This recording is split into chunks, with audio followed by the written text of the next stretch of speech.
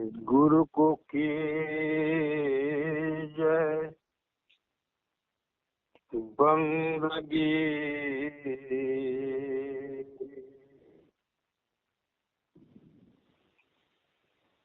गुरु को की जय बंदगी,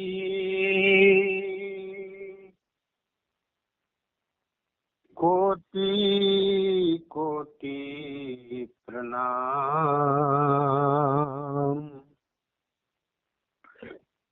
कीर्तन जाने भृंग को गुरु कर लिया क्षमा।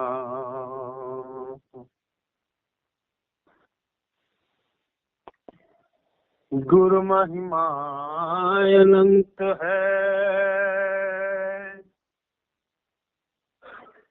ये अनंत किया उपकार।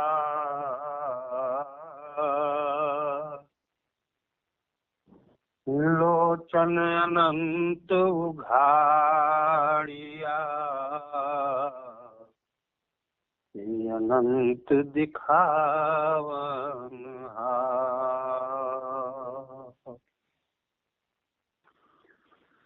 गुरु महिमा अनंत है, मोह से कहा नहीं जाए। तन मन धन सौंप कर चरणों रहूं सहाय। चरणों रहूं समान।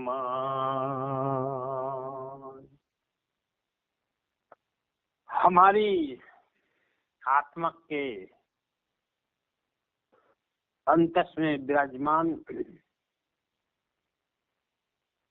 हृदय चिंतामणि, परम संपदा, परम धन मेरे सदगुरु कबीर साहब, आपका अस्तित्व ही है साहब। शब्द ही शब्द, सार शब्द। ऐसे समर्थ सदगुरु को मैं नित्य पल पल श्वास पर श्वास करूं वंदन कोटि कोटि। हे अध्यात्म के पिता, जगत प्रकाशक, यदि आपकी कृपा न हो संसार के जीवों पर, तो ये संसार की क्या गति होगी। इसके लिए मैं 3 लाइन कहूंगा, समझने वाले समझ जाएंगे, जो समझ के नजरअंदाज करेंगे वो डूब जाएंगे, और जो पालन करेंगे डूबते हुए बच जाएंगे। डूब गई नैया, डूब गई नैया, भक्तों की चुल्लू भर पानी में। डूब गई नैया, भक्तों की चुल्लू भर पानी में। चुल्लू भर पानी में हेरा गया हीरा, हेरा गया हीरा,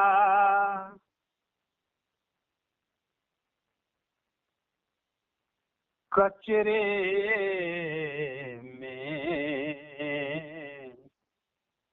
हेरा गया हेरा, हेरा गया हीरा कचरे में। क्योंकि बीत गया जीवन, क्योंकि बीत गया जीवन,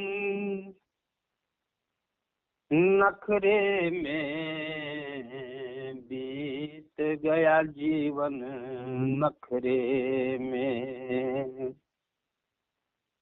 क्योंकि बीत गया जीवन नखरे में, नखरे में। चेतरे नर चेत, चेतरे नर चेत, अभी समय है तुम्हारे हाथ में। चेतरे नर चेतरे, अभी समय है हाथ में। सतगुरु चितावन हार हैं, सतगुरु चितावन हार हैं। यही में तुम्हें बचने में, यही में तुम्हें बचने में।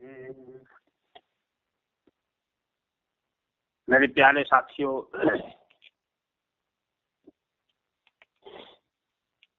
सबसे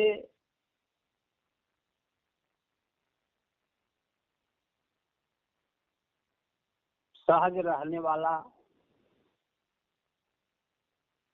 समय को अपने साथ रखने वाला गरीब निवाज संत होता है। उसके पास समय ही समय है, बाकी किसी के पास समय नहीं है।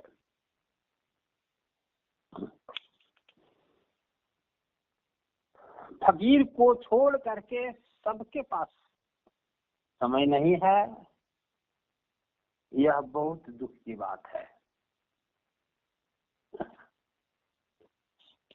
और यह दुख इतना पीड़ा में बदल जाएगा कि आहे भी नहीं इंसान भर पाएगा, अपनी पीड़ा को भी व्यक्त नहीं कर पाएगा, लेकिन नजर सबको आएगा, नजर सबको आएगा कि पीड़ा कितनी भारी है। इसलिए मैं यह कहूंगा कि नखरे में जीवन को मत उलझाओ, अभी भी समय है।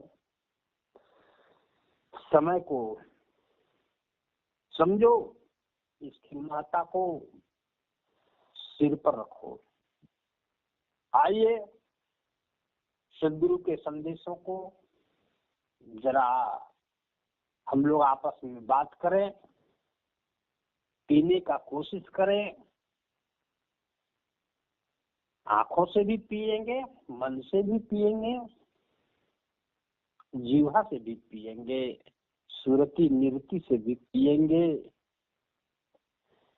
हो सकता है हमारी नैया डूबते डूबते बच जाए। सदगुरु का एक संदेशा है, सदगुरु का एक संदेशा है।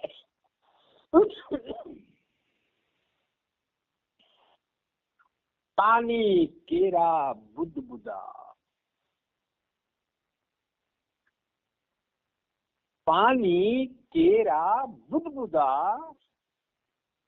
यस मानस की देह, देखत ही छिप जाएंगे जस तारा प्रभात।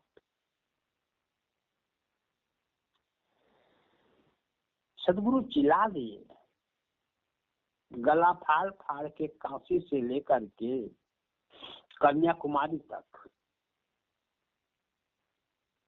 आर्यावर्त के 10 दिशाओं में, लेकिन मूर्ख थे सदगुरु, चिल्ला रहे थे। उनको चिल्लाना नहीं चाहिए।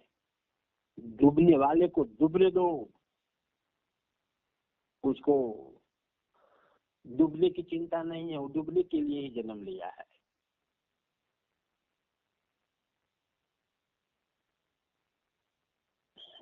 क्या फर्क पड़ता है? डूबेगा तो 84 में आया है, फिर 84 में जाएगा, कोई फर्क नहीं पड़ता। फर्क तो बेचारा सदगुरु को पड़ता है कि 84 में पीड़ा कितनी है, क्योंकि वो साक्षी पुरुष देखता है, इसलिए वो चिल्लाता है, उपदेश देता है, समझाता है। लेकिन डूबने वाला समझता है बेवकूफ है, एक फूक दे रहा है, मुझे डूबने में आनंद आता है। वही बेवकूफों में मैं भी हूँ कि मुझे भी चिल्लाने की शौक है, क्योंकि कोई भी जीव एक दो बचे तो इस संसार सागर में डूब तो सब रहे हैं, कोई एक दो बच जाए तो हो सकता है कि मेरी पीड़ा कम हो, दो बचे हुए लोगों को देखने में।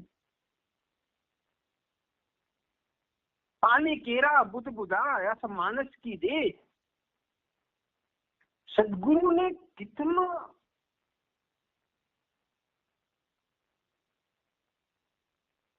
समझाया है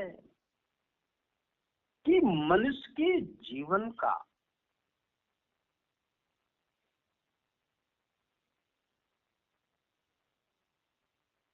महत्व कैसा है, मनुष्य के पास कितना समय है।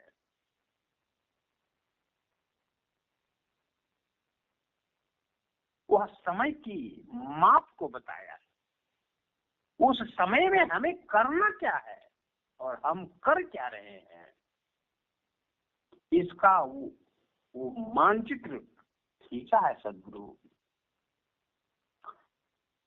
बोला, अरे मेरे भाई, पानी में जैसे पानी से ही बुलबुले बनते हैं और बनते हैं, दिखते हैं, लेकिन पानी में ही वे बुलबुले विलीन हो जाते हैं और बहुत दिनों में विलीन नहीं होते हैं, बनते ही विलीन होने लगते हैं, देखते देखते विलीन हो जाते हैं। लगता है कि कभी ये बना ही नहीं था, ऐसा विलीन हो जाता है। मतलब अवसर है ही नहीं, समय है ही नहीं अपने पास। ये सदगुरु कह रहे हैं, उदाहरण दे रहे हैं, उपमा दे रहे हैं कि तेरा जीवन बस पानी से बुलबुला बनने और मिटने जैसा है। अब इतना कम अवधि होने के बाद तुम इतना ताना बाना फैलाते हो कि हमें मिटना ही नहीं है, और तुम अपने आंखों के सामने मिट जाते हो। तुम मिटते हो तुम, और देखते भी हो तुम ही कि मैं मिट रहा हूं, तब भी तुम होश में नहीं आते हो। ये मेरी दुख है, मतलब सदगुरु को ये दुख है, तुम्हारा मिटना सदगुरु को दुख है। मिटना तो चाहिए, जो उत्पन्न होता है उसको मिटना पड़ता है, लेकिन बूझ के मिटे तो, बिना बूझे मिटना बड़ी ही दुख की बात है, बिना समझे मिटना बड़ी दुख की बात है। उदाहरण देते हैं कि रात्रि में गगन मंडल शोभायमान नजर आता है, क्योंकि तारे अपनी शोभा के साथ प्रकट होते हैं गगन में। बहुत सुहावनी,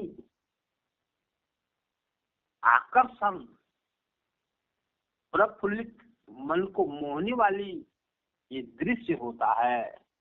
लेकिन प्रातः होते होते सारे तारे छिप जाते हैं, एक गगन सिर्फ रह जाता है। ऐसा जीवन है हमारा आपका। और आप सोच रहे हैं कि हमें अभी तो हिमालय पर फतेह करना है, अभी तो हमारा एक ही मकान बना है, अभी तो हमें दूसरा तीसरा मकान बनाना बाकी है। अहंकार इतना मजबूत है, इतना बड़ा है कि ये पिघलता ही नहीं है। ये और बड़ा होते चला जा रहा है मेरे भाई। ये बहुत बड़ी खाई हम खुद अपने लिए खोद रहे हैं। इतनी छोटी जिंदगी और इतना बड़ा बड़ा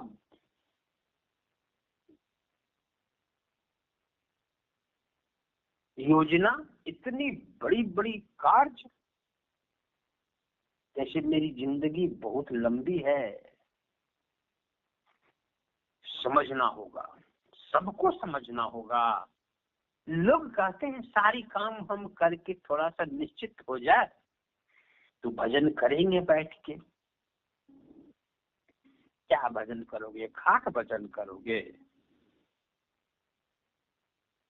ताकत रहेगी शरीर में तब ना भजन करोगे। ताकत थी तब तो तुम्हें लगा कि सारा काम से हम निपट जाए। निपटते निपटते तुम निपटने लायक हो गए हो, अब क्या भजन करोगे?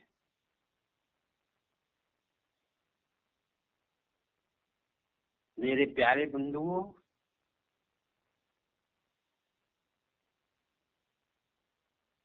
संतों की वाणी तलवार के धार की जैसी होती है। वही सच्चा संत होता है जो आपके मन को खुशी हो, ऐसी वाणी जो बोलता है वो संत सबको प्यारा लगता है। लेकिन हमको आपके जीवन में प्यारा बनना नहीं है, क्योंकि मैं बहुत प्रेम कर चुका हूँ लोगों से, सब डूब गए। इसलिए हमें डूबना नहीं है, डुबाना नहीं है। डूबना नहीं मतलब डूबना, डूबने नहीं देना, हमको बचाना है। इसलिए मैं तलवार की धार के जैसे तिखी वाली बोलता हूँ।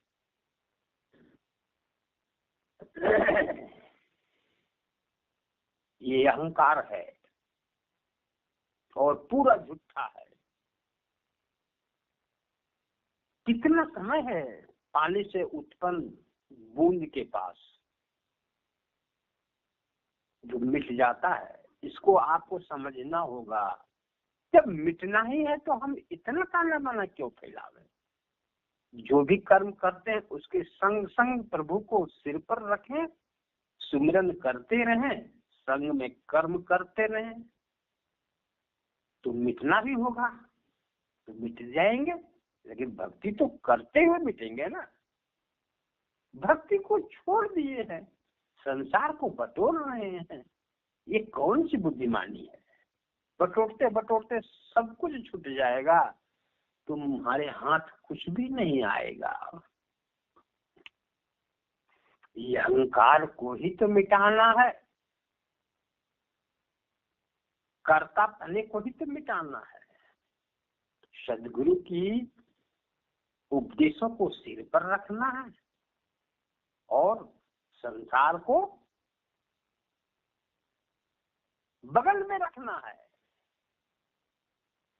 सदगुरु के उपदेश और संसार के कर्म दोनों साथ साथ चलेगा, लेकिन सदगुरु का उपदेश सिर पर, मतलब समझ गए होंगे, और संसार के कर्म बगल में।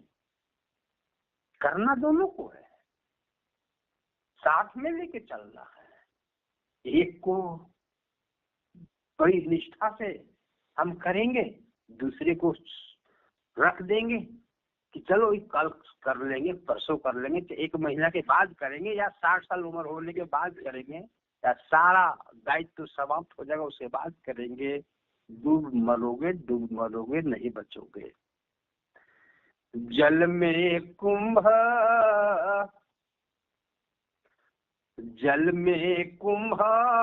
कुंभ में जल,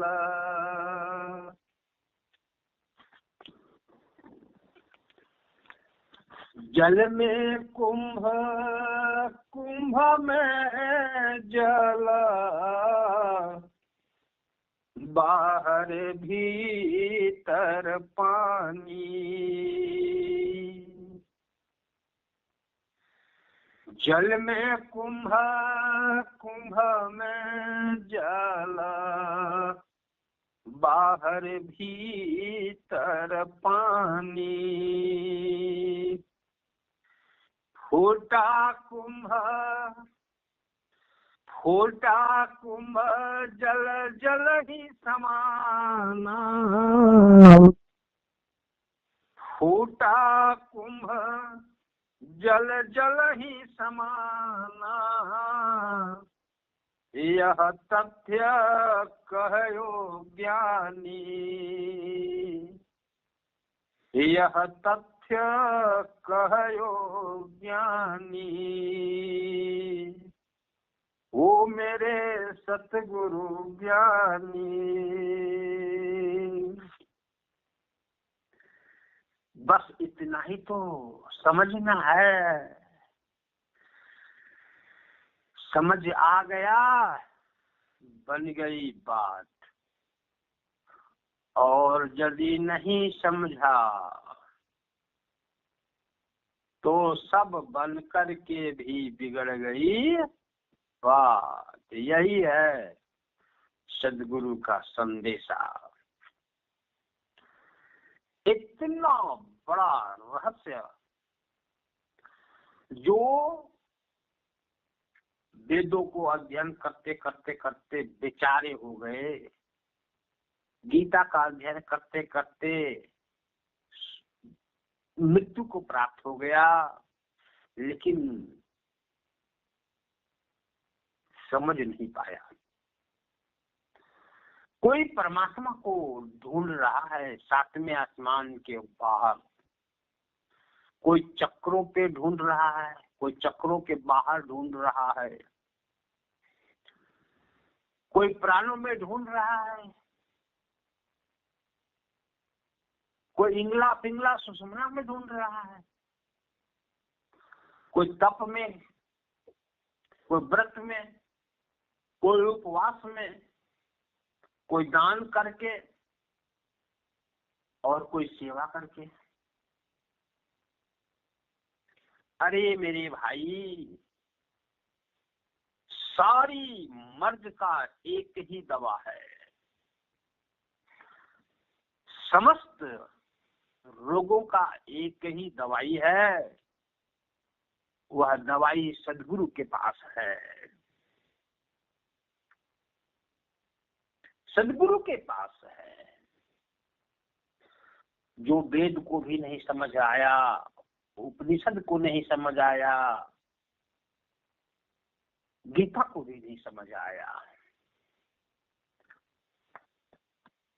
सद्गुरु ने एक ही शब्द में संपूर्ण ग्रंथों के सार को निचोड़ करके सामने रख दिया।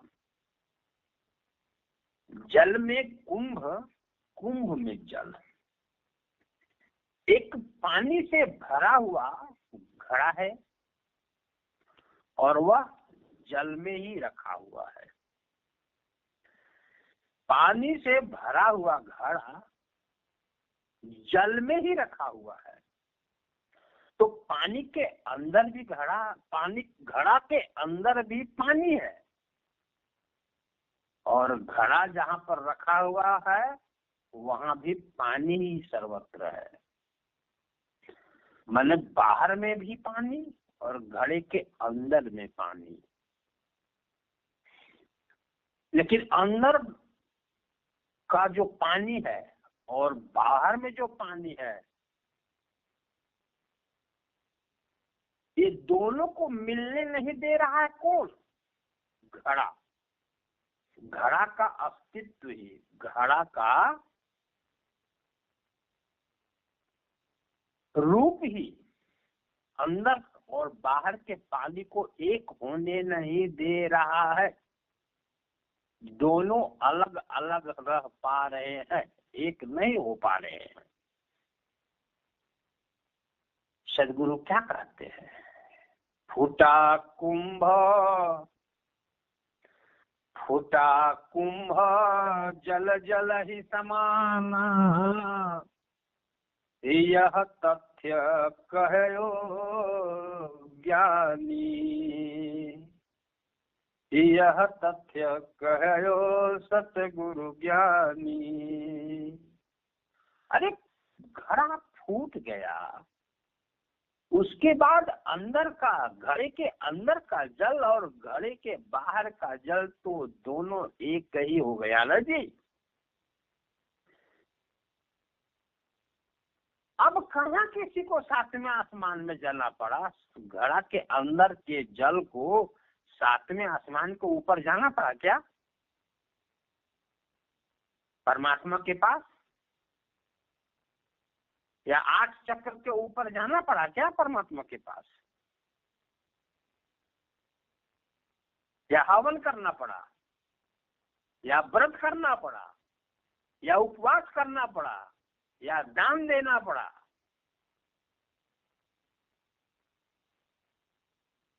घड़े के अंदर के जल को बाहर के जल में मिलने के लिए करना क्या पड़ा?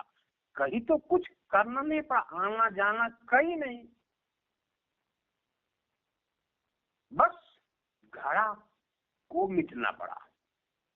घड़ा का जो अस्तित्व है, चेहरा है, जो रूप है, उसको फूटना पड़ा, मिटना पड़ा। अंदर और बाहर सब एक हो गया। तो ये घड़ा क्या होता है? ये आपका शरीर ही तो घड़ा है। आपके शरीर में भी पानी है और शरीर के बाहर भी जलजला है, पानी है। शरीर ही बाधक है। थोड़ा और गहरा बताता हूँ, यह अहंकार ही शरीर के अंदर वाला जल और शरीर के बाहर वाला जल को मिलने नहीं दे रहा है। यह अहंकार, ये घड़ा का अस्तित्व। जिस दिन आप सद्गुरु की सेवा करके इस रहस्य को जान जाओगे तो ये अहंकार गल जाएगा, गल जाएगा। जैसे घड़ा गल गया तो अंदर और बाहर एक हो गया, दोनों मिल गए और एक हो गए। और जब तक घड़ा नहीं गला था तब तक द्वंद था, द्वैत था, मिलने न देने में बाधक था।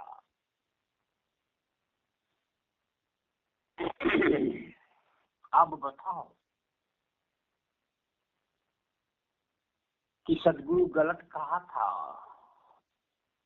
योग यज्ञ जप तप पूजा पाठ यह सब उपठा काठ।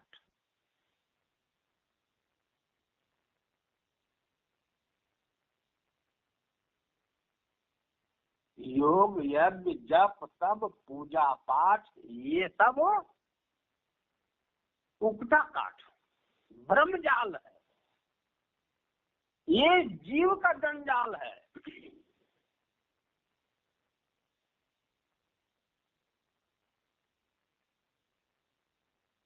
कहें कबीर कृपालु कृपा करके, कहें कबीर कृपालु कृपा करके निज स्वरूप पर खाया।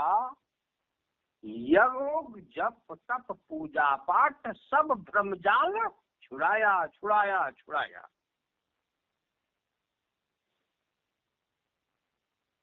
इसीलिए तो सदगुरु कहा था मुँह को कहाँ ढूंढे रे बंदे,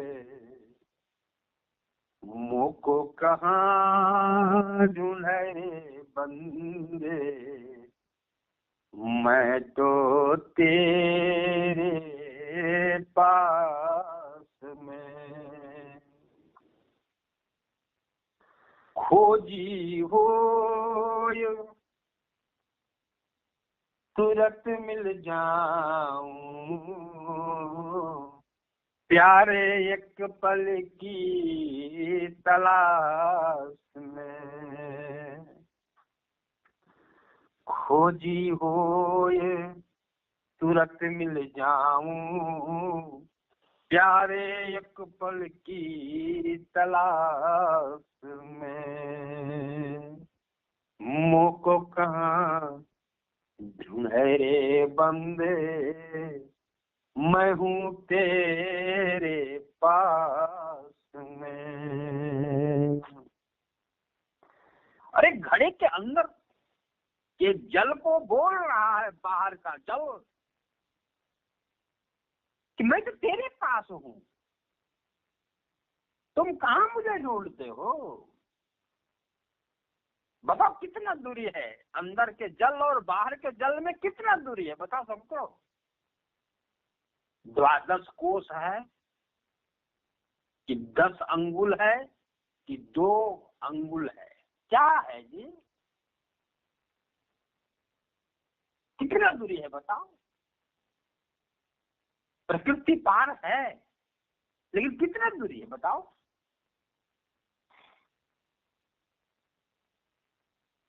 तब तो धर्मदास साहब कहे गुरु पैया लगू। ये कब बोले धर्मदास साहब जानते हैं? जब उनको समझ में आ गया, अरे बाबा, अरे बाबा, परमात्मा तो करीब गया ही नहीं आज तक, वो दूरी शब्द है ही नहीं है।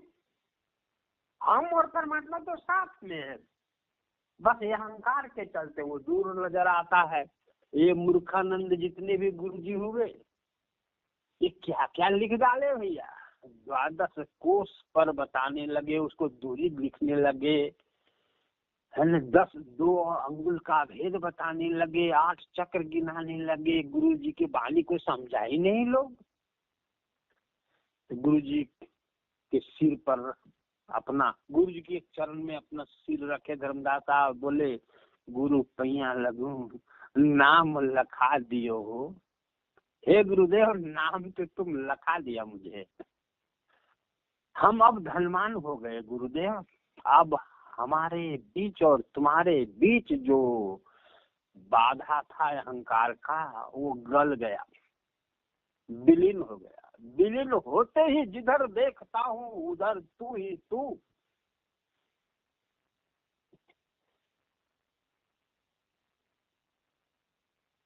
अब मैं जागीरदार हो गया,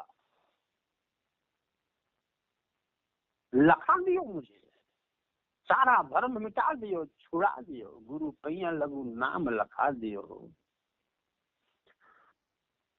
मेरे प्यारे बंधुओं, आपको समझ में नहीं आता है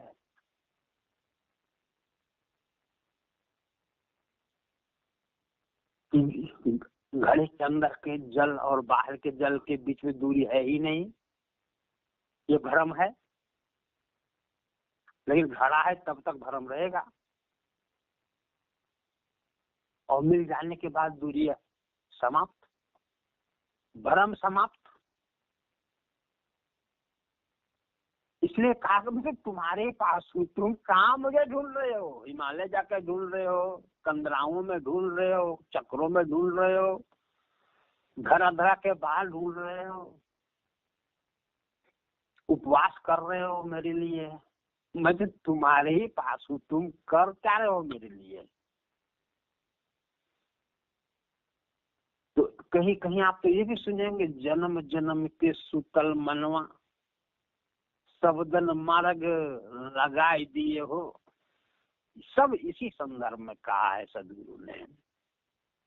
ये जन्म जन्म से सोया हुआ मन है ना, अभी अभी आपने क्या कहा कि साप्ताहिक सत्संग ना करते गुरुदेव तो हम तो बह गए थे और बह ही जाते, लेकिन 6 दिन बहते बहते थोड़ा दूर ले जाते हैं, 7वां दिन में तुम एक लंबा डोर फेंकते हो, खींच के अपने पास फिर ले आते हो।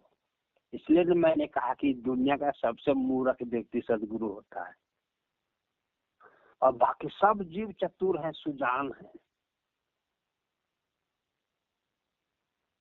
तो वही मूर्खों में मैं भी हूँ। चलो भाई, ये मूर्खता करके भी कुछ जीव को खींच लो।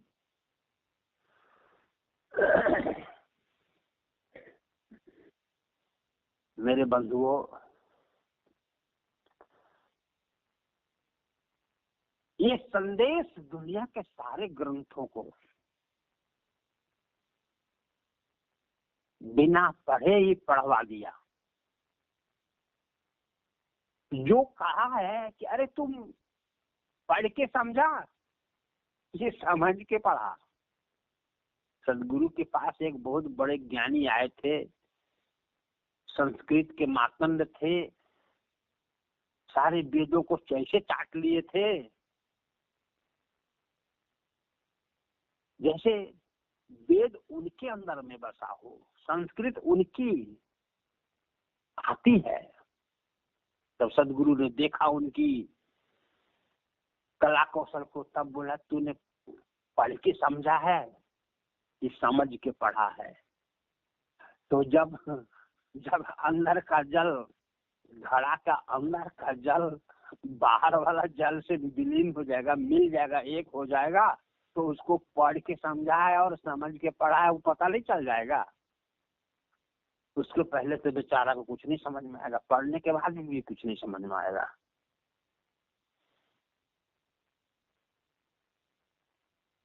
तो घड़ा के अस्तित्व ही है, अभिमान है, ये अहंकार है, उसको समाप्त करना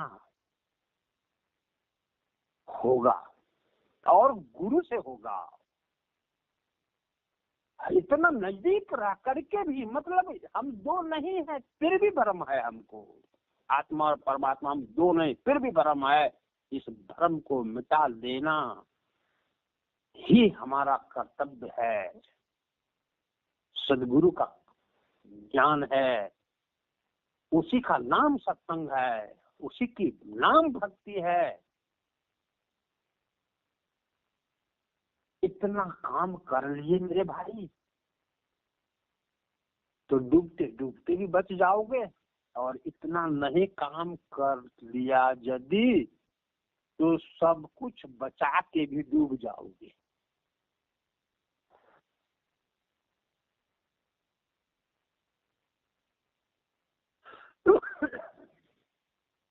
तो सब सही है, जब तक मूर्खानंद हो तब तक 12 कोष का भी संदेशा सही है। जगाने के लिए सदगुरु को कुछ तो करना पड़ेगा, तब तक 8 चक्रों की कहानी भी सही है,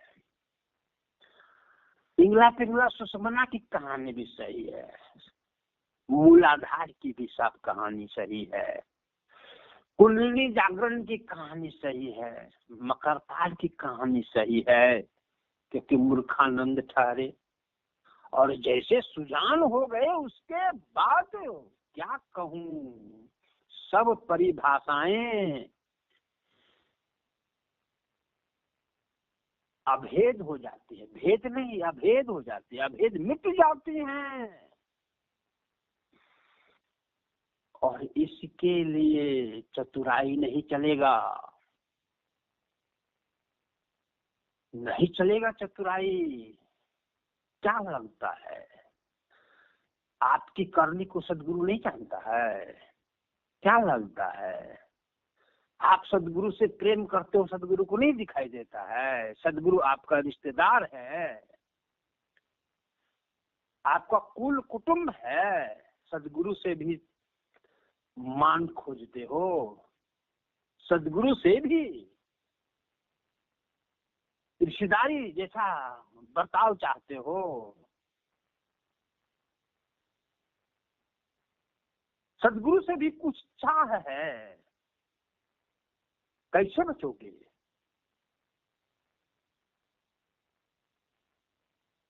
सदगुरु आपका क्या है? आप जैसे बर्ताव सदगुरु से करते हो वही बर्ताव सदगुरु से भी आप भी चाहते हो, कैसे बचोगे? अरे मेरे भाई, आपका सर्वस्व गुरु होना चाहिए। कौन दिन आपने अपने गुरु को सर्वस्व समझा है?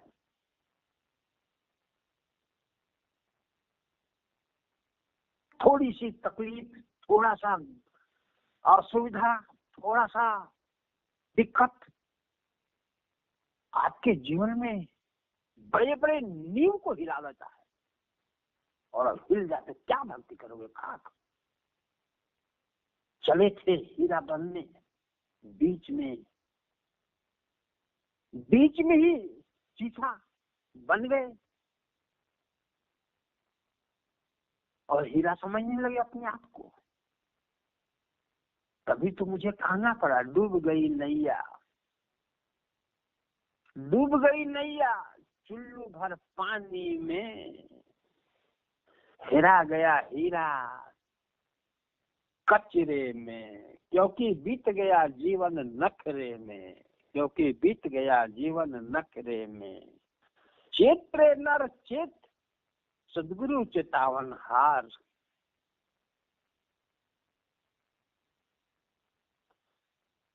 तो मेरे प्यारे बंधुओं, दुनिया का जितना भी संदेशा है ईश्वर प्राप्ति के लिए, वो सब यहाँ पर झक मारते हैं यह संदेशा के सामने। जल में कुंभ, कुंभ में जल है, बाहर भीतर पानी, और फूटा कुंभ जल जल ही समाना, यह तथ्य कहो ज्ञानी। सारा संदेशा, सारा परिभाषा, सारी उपदेश यहाँ पर शून्य हो जा रहा है। इसलिए तो मैंने कहा, सबका सार को बता करके, सबके भाव को बता करके और सदगुरु मार्ग पर लाने वाले, ऐसे सदगुरु को चिन्हो रे भाई।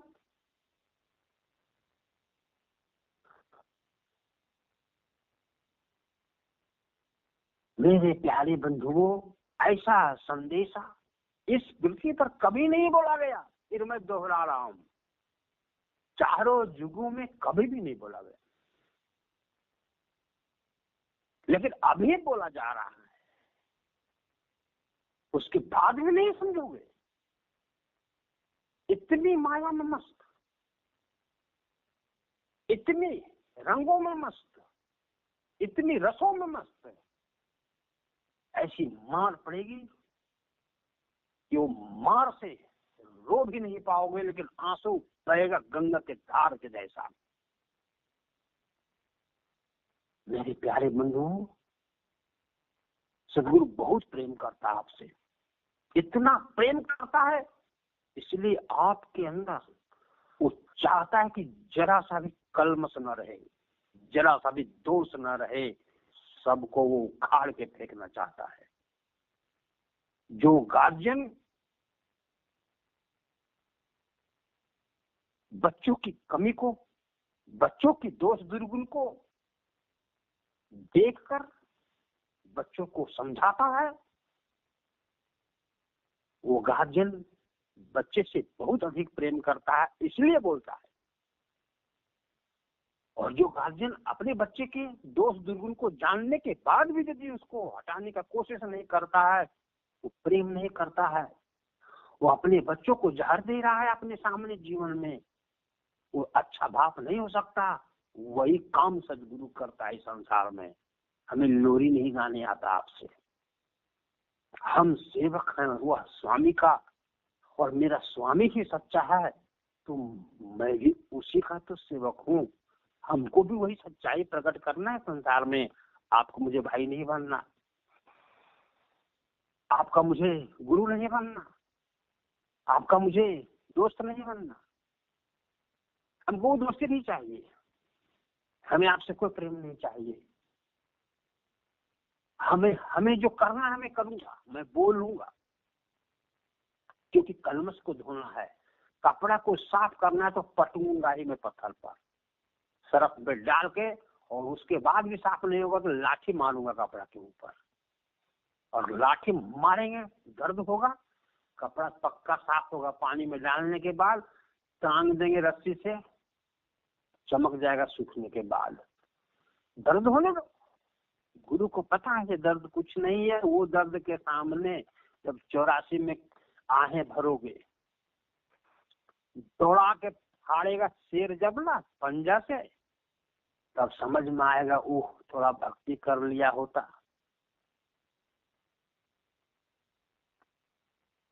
छोटा सा रास्ता में बार बार निकलोगे ना, मुंडी टकराएगा गर्भ के मुंह पर, क्योंकि चारों तरफ गोल हड्डी रहता है रिंग जैसा, मुंडी टकराता है, फिर फैला जाता है पीछे गर्भ में बच्चा। माँ को दर्द काफी, फिर किसी तरह से परमात्मा की धारा बहती है, पवन देव अपना आते हैं, खेलते हैं बच्चा को, हड्डी रिंग जो हड्डी है सामने उससे बाहर निकलता है, और माया में भुला जाता संसार में। अरे मेरे बंधु को क्या कहूं, आंखों की देखी बात। इसलिए सदगुरु को कोई नहीं जानता इस सृष्टि में। बहुत बड़ी बड़ी समस्या बन गया, वेद गीता रामायण महाभारत समस्या बन गया। और अब भी तो सुकृत वंशाओं की तो कमी ही नहीं दुनिया में। क्या मैंने बोला?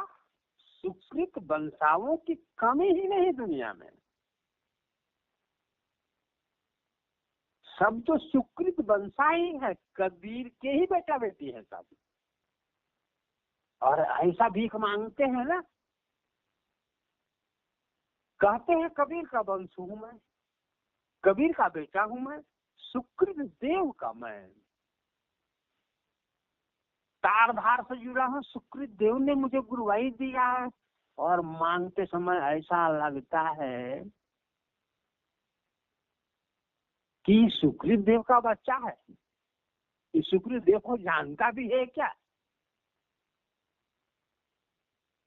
अरे मेरे भाई, मैंने कई बार कहा है कि यदि मैं खोल दूं परम सत्य को तो सबकी दुकानें बंद हो जाएंगी,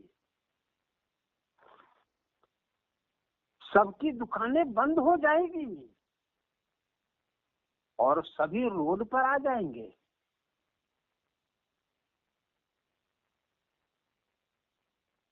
कहाँ आ जाएंगे? सभी रोड पर आ जाएंगे। बोलो, ये ऐसा नहीं लगता है कि मैं सत्य बोल रहा हूँ?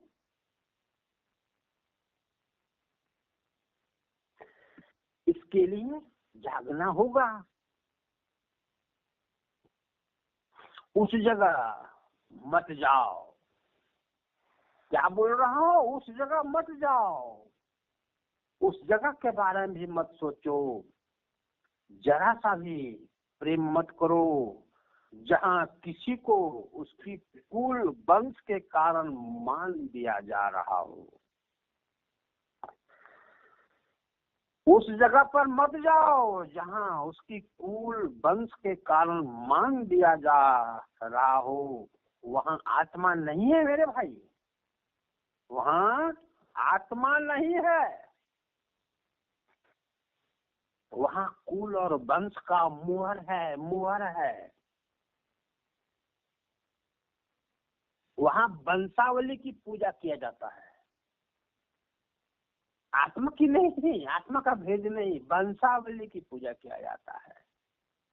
तो गुरु कबीर साहब कहते हैं, ऐसे साधु होने का दावा करने वाले वो साधु नहीं कहते।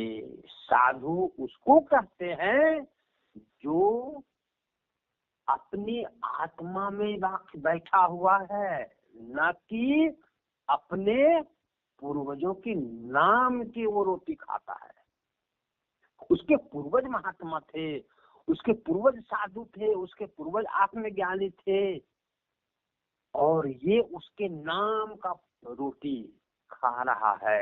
ऐसे साधु कुछ नहीं आपका बना सकता है, बिगाड़ देगा।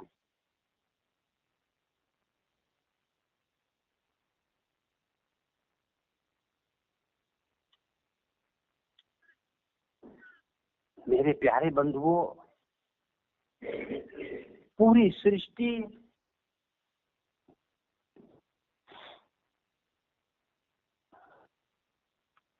में ऐसे साधुओं की बहुत बड़ी मकर जाल फैला हुआ है।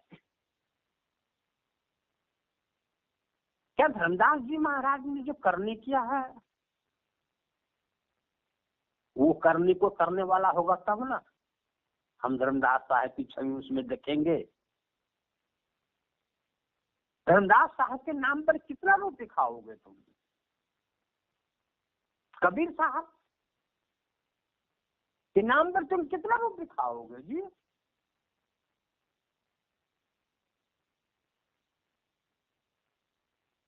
कोई वंश नहीं होता किसी का। ऐसे लोगों को सदगुरु ने नहीं कहा है कि मेरा वंश है। सुरती से सुरती का जन्म होता है, आत्मा से चेतन धारा का जन्म होता है, और वो पृथ्वी पर प्रकट होता है नर रूप में, वो सुकृत वंशा होता है। खून से जो खून का रिश्ता होता है वो गुरु नहीं होता संसार में। ये लोग व्यवसायी है, बिजनेसमैन है, ये लोग ठग हैं, जिसका कभी भी ठगने का सीमा समाप्त नहीं हो रहा है, अंत नहीं हो रहा है, जीव को अंधकार में लोग डाल रहा है। इनको पता है कि जब तक मैं झूठ नहीं बोलूंगा, जब तक मैं भ्रम नहीं फैलाऊंगा, तब तक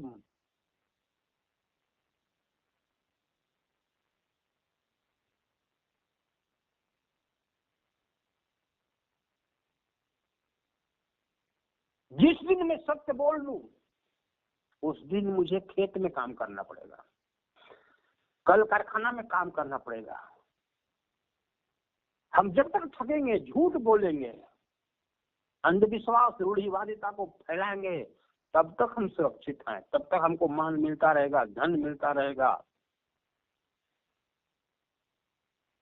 राम जी हरा गए, सरजू में डूब गए, अब उनके लाव कुछ को पूजा करें। सब लव और कुश भी हरा गए। कृष्ण जी डूब गए, उनके उनके पुत्रों को पूजा करते रहे। सब यदुवंशियों को खा गया मार के, उनके जाने, कृष्ण के जाने के बाद।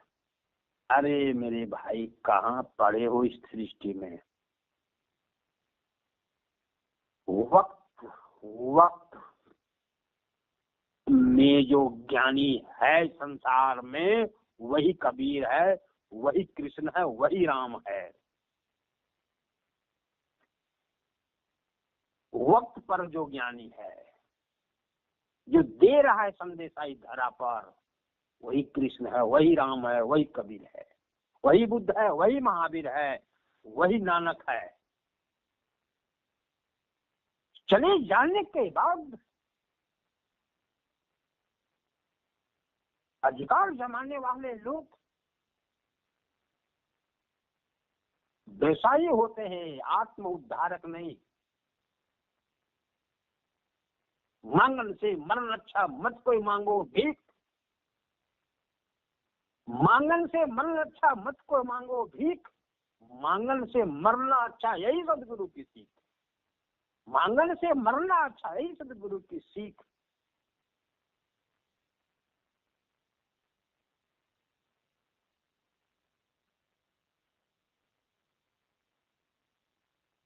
किसी को वेद का ज्ञान नहीं, और हम चले सुकृत वंशा बन के संसार में। हम तो कबीर साहब के रूप हैं, हमें कबीर साहब के द्वारा गद्दी मिली है। न विचार मिलता, न विचार धारा मिलता, न ज्ञान मिलता, सब में भिन्नता है। उसके बाद भी हमारी आंखें नहीं समझ पकड़ पा रही है, देख पा रही है। हम अंधविश्वास में जीवन बिता रहे हैं।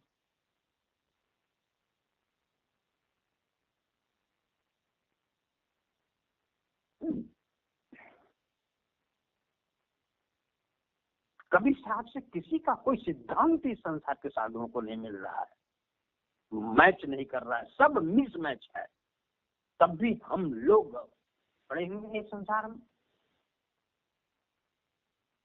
मेरी खैर नहीं होगी, आपकी खैर नहीं होगी संसार में यदि ऐसे रहोगे तो। इतना साफ, सीधा, सरल, स्पष्ट खोल करके संदेशा दिया जा रहा है, तब भी नहीं जगोगे, नहीं समझोगे, कोई बचा नहीं सकता।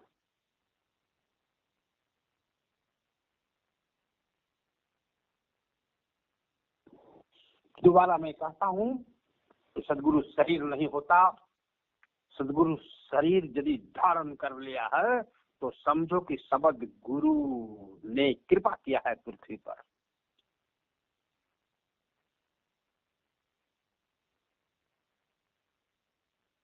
और ऐसे वक्त में ऐसे ज्ञान को नहीं समझ सकते हो तो क्या करेगा बेचारा गुरु जी। खींचता तो है गुरु जी, लेकिन खींचने के बाद छोड़ता है तो फिर बहुत दूर निकल जाता है खींचा हुआ व्यक्ति। क्या करेगा गुरु जी।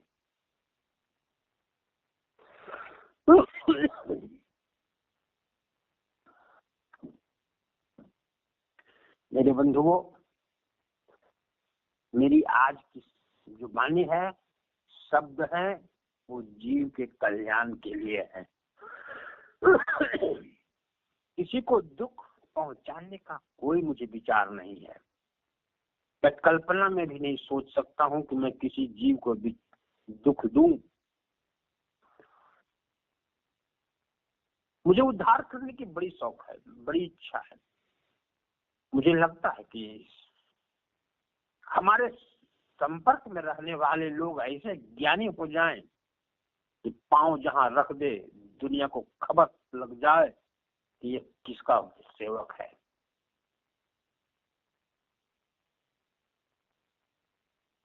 इसलिए मुझे तीखी प्रहार करनी पड़ती है और मैं करूंगा, क्योंकि मैं आपका कोई रिश्तेदार नहीं, आपका कोई हितैषी नहीं, मैं आपका कोई कुल कुटुंब नहीं है जो आप मेरे लिए, आपके लिए मैं कुछ सेवा सत्कार करूं। आप मुझे समझो तो आपके हाथ में जमाना है, नहीं समझो तो आया हुआ जमाना भी चला जाएगा।